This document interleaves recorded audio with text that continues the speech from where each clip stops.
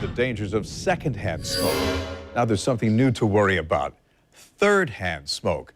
That's the name given to nicotine and other chemicals left behind from cigarette or cigar smoke. It can cling to skin, hair, clothing, and walls.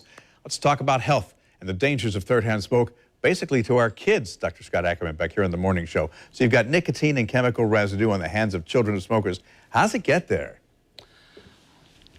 When people smoke, we all know that being around people that smoke, you're subjected to secondhand smoke.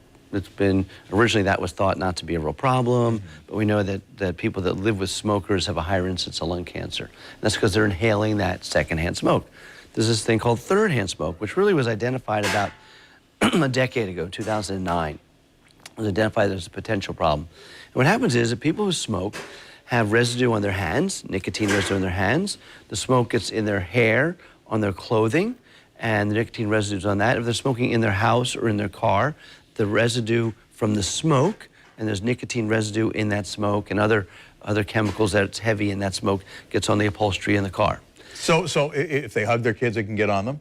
If the kids sit in the car and it's on the car seat, it can get on the kids. Right, not just kids and adults, right. But kids are more clingy. Kids are maybe in the house during the day a lot longer. Kids are, you're driving your kid in the car with your spouse maybe, who's a non-smoker, maybe driving his or herself in another car. So kids really get more touchy and more exposure to that. And also kids, especially young infants, if they're in the house and they're on the couch, they put their hands in their mouth a lot. They touch the wall, they touch the carpet, and their hands go in the mouth, so they wind up ingesting these chemicals at a higher rate. Now, the latest study basically found that the health risks are higher for children than adults. Why is that? So what they found was, there's a study where they looked at children that went to the emergency room at a hospital for respiratory problems.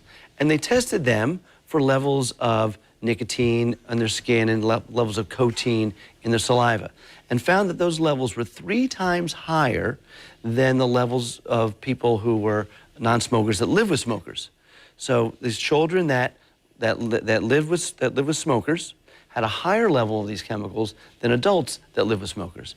And the postulate is that children are on the floor more in carpet, that these chemicals get in the carpet, and they dust that stuff up when they're on the floor goofing around or playing around.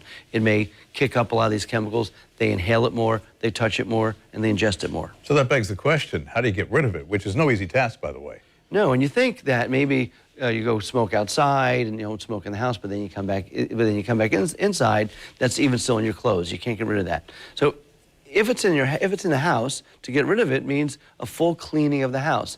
You know, realtors say when they try to sell a house, the worst thing they want is a cigarette smell in the house. Because if you sell it, you can't smell it. If you smell it, you can't sell it, is what they say. But the same adage is for, for this exposure to these carcinogens in your house. If you can smell it in your house, it's there. So it costs a lot of money to get rid of it. You clean the walls, maybe repaint the house, change the carpeting, those sort of things. It'll stay and linger in the house for 5 years after smoking. But the health costs could be higher than the removal costs. If you want to learn more about third-hand smoke, its impact, and how you can protect your family, we're going to give you a chance to revisit this interview. It'll be posted on news4jax.com by about 10:30 this morning. If you visit the Morning Show page, you'll find it there in the video section, and you can share it. And if you want to quit smoking, we've got links posted to help you live tobacco-free as well.